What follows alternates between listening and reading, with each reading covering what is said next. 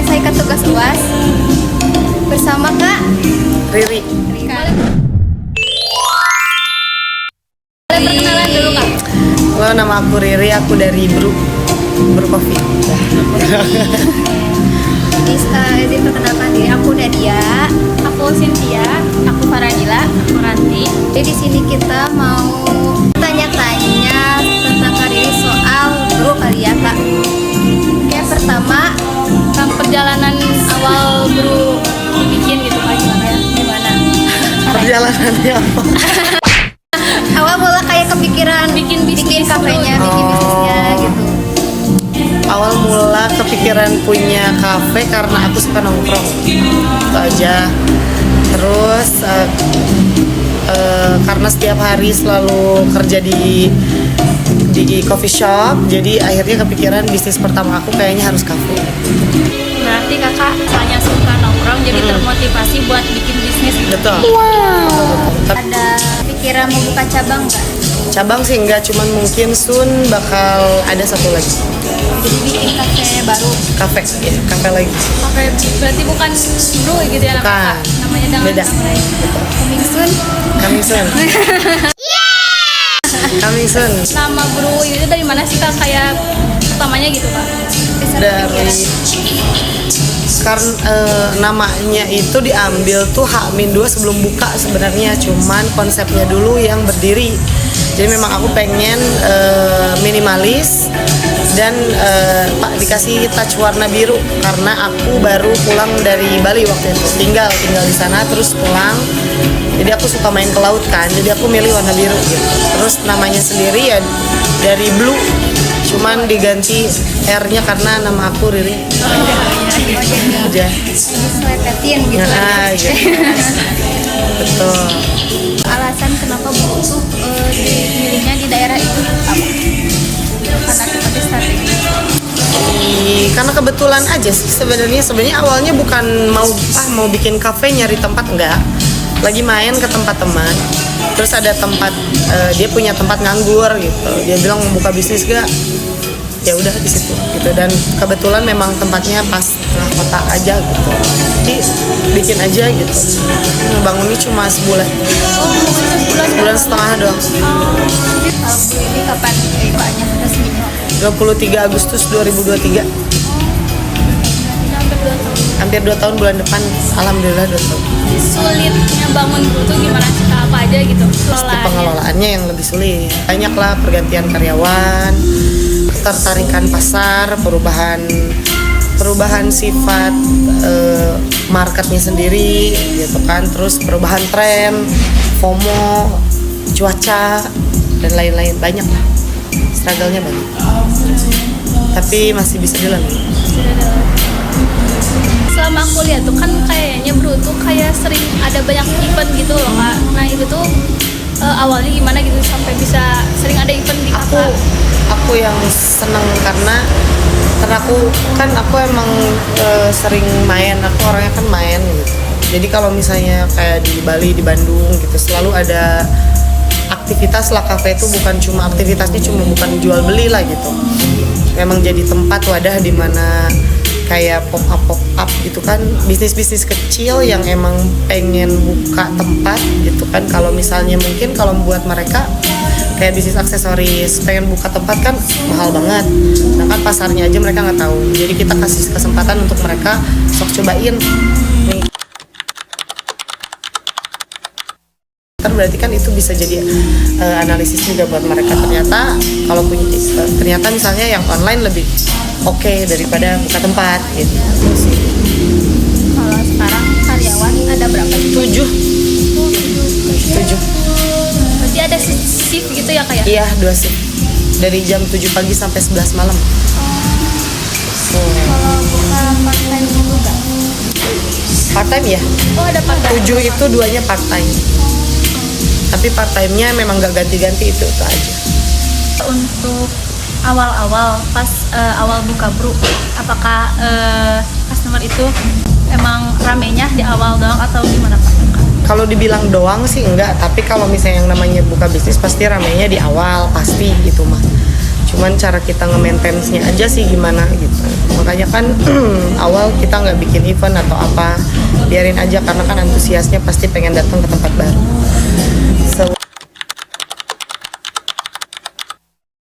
Seudah itu baru turun ada namanya honeymoon season gitu kan. Honeymoon season biasanya awal bisnis tuh 3-6 bulan.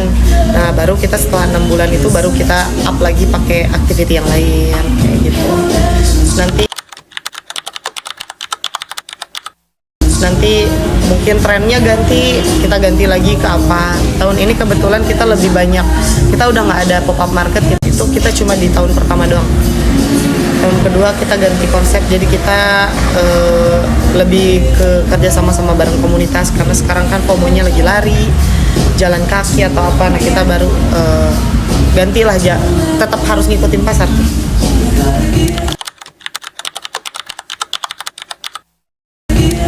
Berarti nanti ubah lagi kalau ada tren baru. Betul, tergantung marketnya sedang kemana nih gitu. Jadi kitanya harus adaptif. Gitu. Salah satu cara kakak buat pertahanin bro gimana?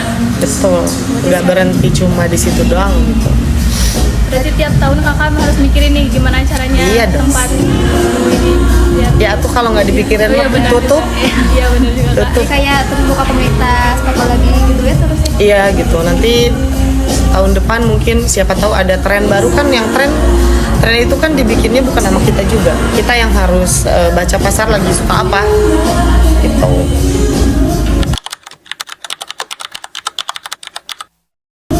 Kalau kakak kira-kira Bruto bakalan ada ganti konsep gitu gak sih kak? Atau Itu namanya branding identitas. Itu nggak bisa dirubah tiba-tiba.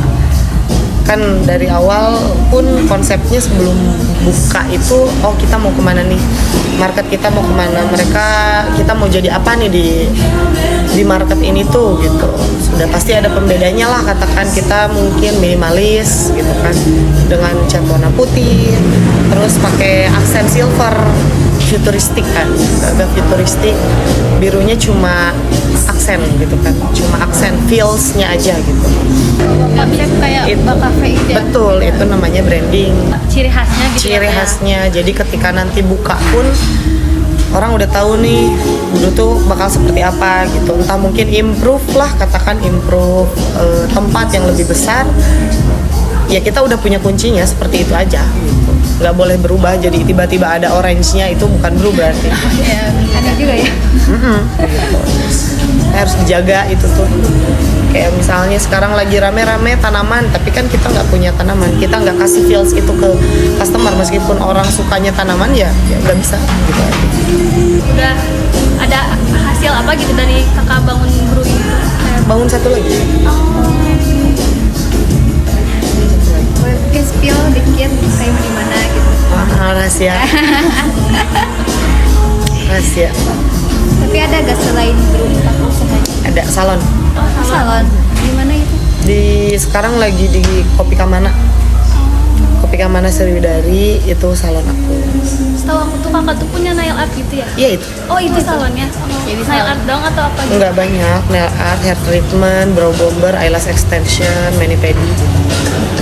Pernah ini loh. Saya gitu tempatnya. Namanya apa kak? Share sugar. SAS. SAS. SAS. Gitu. Kalau yang itu konsepnya minimalis tapi hitam putih abu gitu. Kakak gimana nih, kan kakak udah punya 2 bisnis ya berarti sekarang. Cara kakak nge-manage-nya itu gimana? Kayak kebanyakan beda juga ya. Kalau yang satu coffee shop, yang satu kayak makeup, nail art. Iya, nah beda banget. Soalnya kalau salon kan lebih ke jasa dan barang habis pakai. Beda treatmentnya juga beda. Cara penggajian karyawannya beda. Ngitung omsetnya dan ngitung profitnya beda gitu. Tapi seru. Tapi cara manage kakak kayak biar tetap fokus gitu nanti kemana? Kadang pusing gak sih? Soalnya Pusing kan atuh. suka berbeda gitu kan. Pusingnya tuh gimana kak? Iya. Pusing kalau sales turun doang sih sebenarnya gitu. Tapi ya treatmentnya ya sama aja sih sebenarnya. Kalau gimana ya? karena aku pegang semua bisnis aku dan kebetulan kan aku dari ekonomi juga, jadi nggak biasa aja sih gitu. Jadi udah terbiasa dari awal ya kayak. Udah paham dari awal, ada basicnya lah. Iya. Nggak pinter mah enggak gitu dulu awal-awal, tapi ada basic. Kalau ada basic kan enak, nggak terlalu blank gitu. Terus kan memang aku sebelum itu aku kerja di customer service, jadi aku udah bisa ngobrol sama siapapun, udah terbiasa ketemu orang baru. Sudah itu aku kan dari customer service aku jadi content creator full 2 tahun. Jadi kayak masalah konten dan lain-lain emang udah bisa dipegang sendiri. Nggak dipegang sendiri sih, cuman jatuhnya kita jadi tahu arahnya mau kemana. Karena kita dulu sering, karena aku dulu sering kerjasama sama brand, jadi tahu Udah gitu. terlatih gitu ya. Iya ada basicnya lah. Berarti kakak kalau misalnya dalam digital marketing itu udah terbiasa lah ya, karena udah sering juga dari dulunya ya. Udah. Memang udah gak kaku ya kayak kalau soal kayak gini mah. Iya, sama gitu. jadi memang kayaknya udah bisa deh gitu. Dari segi manajemen ya bisa, dari segi konsep kan aku konsep juga dari aku semua. Karena aku konsep Dari diri kakak semua. iya. Semua dari bikin dari awal, dari logo itu aku yang bikin. Jadi pokoknya kayak apa ya, mood boardnya mau kayak gimana aku yang menentukan gitu. Karena aku yang riset pasar juga, jadi aku tahu nih brand aku teh mau kemana sebenarnya gitu. Sempet kayak kewalahan banget gitu kan. Enggak sih, seru kalau suka. Kalau suka mah kayak ya udah dijalanin aja yang Jalanin aja kayak suka, pasti happy juga bawaannya ya. Iya seru, ya paling ada lah struggle-nya, cuman ya kalau suka sih masih bisa dinikmatin gitu. Beda kalau kita stres kerja tuh kan pengen resign. Ini mah ya gak bisa kemana-mana, ya udah gitu. Udah cocok aja gitu ya kayak.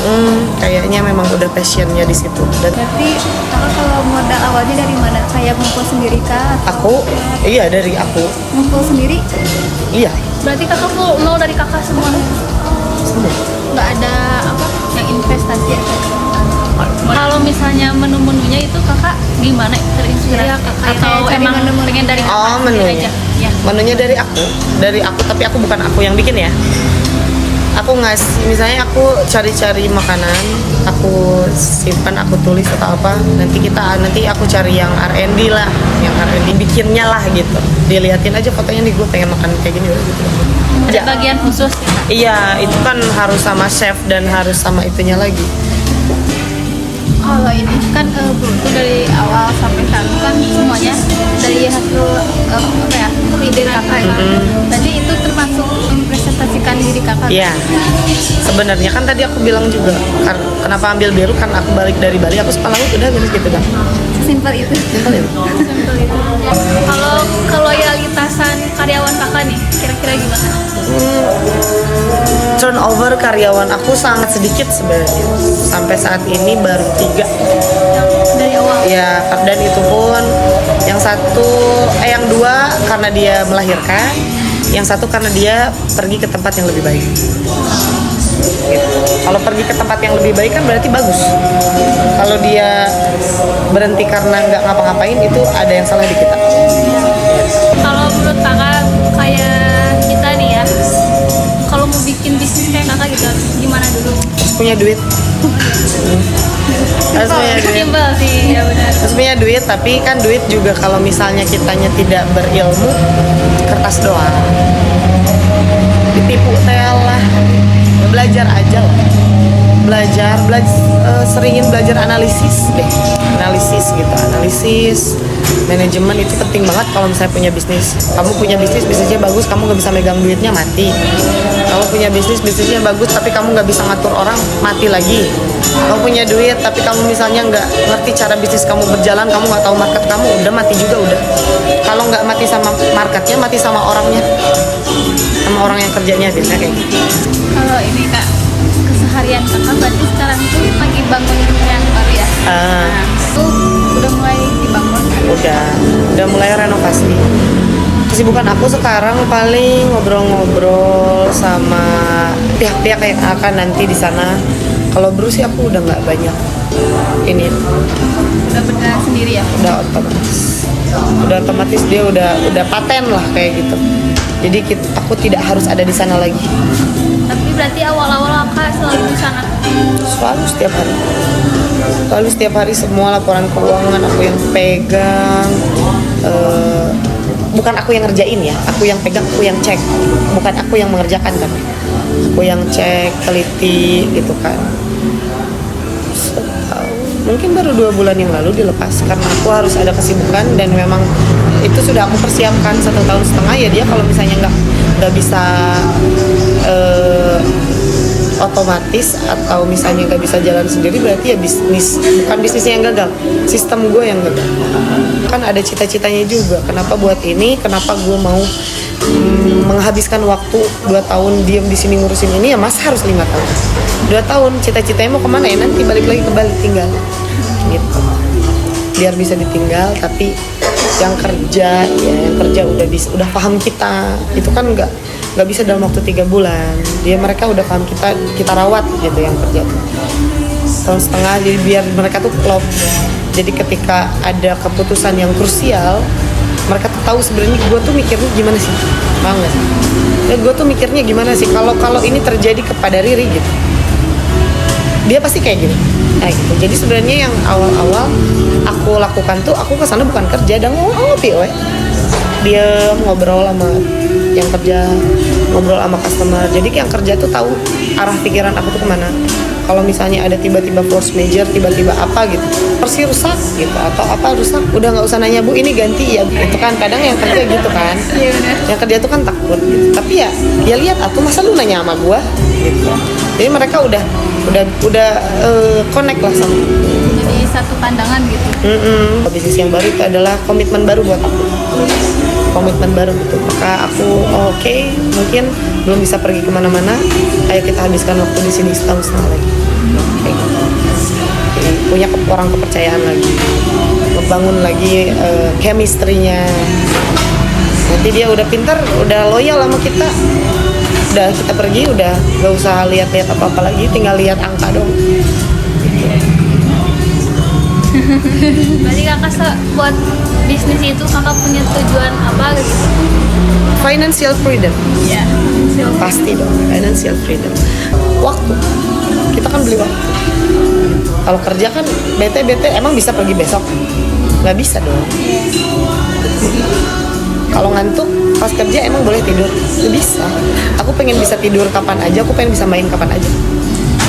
Kayak pertanyaan terakhir kali ya. Boleh. Kayak harapan kakak ke depannya tuh dulu atau bisnis lainnya usaha kakak adanya.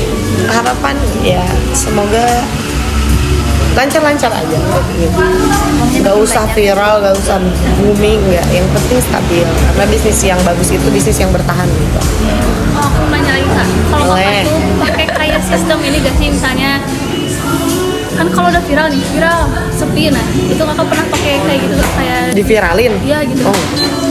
Dan tidak mau. Karena apa? Karena kadang kamu harus lihat bisnis kamu siap viral atau enggak. Ya. Nggak asal viral loh. Apalagi kalau dibuat ya, kamu harus lihat dulu bisnis kamu capable gak untuk keviralan itu. Jangan sampai ketika viral kamu dapat badai itu tapi kamu nggak bisa nampung. Jadinya apa? Kekecewaan doang sama customer.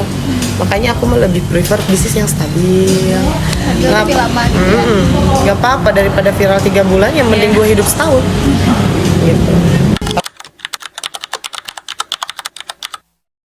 Tapi ya kalau misalnya viral ya bagus, tapi semoga ketika aku mendapatkan keviralan itu tim aku capable gitu. Jadi semuanya yang datang tuh gak akan cuma datang doang, datang lagi gitu. Jadi pelanggan gitu. Iya, ngapain banyak-banyak tapi mereka cuma pengen ngeposting doang, gak pernah datang lagi. Cuman penasaran Cuman dan gak datang penasaran. lagi gitu ya. Gitu. Tapi kakak pernah pakai kayak jasa influencer atau gimana gitu? Ada, tapi aku nggak pernah ngeluarin budget marketing. Karena Barter. kan sendiri juga sudah punya branding sendiri juga kan. Terusnya teman-teman juga itu kayak, ini kalau aku pribadi ya, aku tidak terlalu percaya sama influencer, maaf banget. Kalau untuk bisnis gitu, jadi nggak terlalu kayak bulan ini harus ada, nggak. mungkin 3 bulan sekali. Itu harus boleh ada, tapi tidak wajib kalau buat aku. Adain aja ya nggak apa-apa, karena orang lain juga melakukan itu gitu, tapi nggak fokus ke situ. Ya udah, karena kan kalau influencer tuh lebih ke branding ya, share info gitu. Tapi kan info itu tidak bisa di-convert ke sales. Bisa jadi mereka tahu tapi mereka tidak datang. Hanya tahu. Bener, hanya tahu. Jadi aku lebih fokus ke nge-treat orang yang bener-bener datang, orang yang bener-bener udah masuk nih ke pintu bro, pesen. Nah itulah yang kita treat, karena word of mouth itu lebih kuat. Ajakan dari teman langsung tuh lebih kuat daripada hai misalnya gitu, ini makanannya enak. Karena kalau misalnya kita punya teman kesini yuk, itu pasti datang.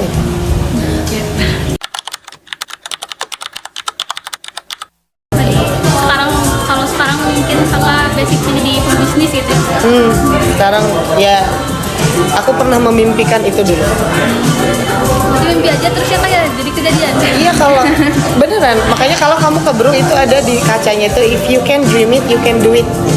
Itu tuh aku, itu dari awal aku, karena mungkin itu aku masih inget banget ketika kapan aku bermimpi itu pengen punya kafe itu, waktu aku masih kuliah.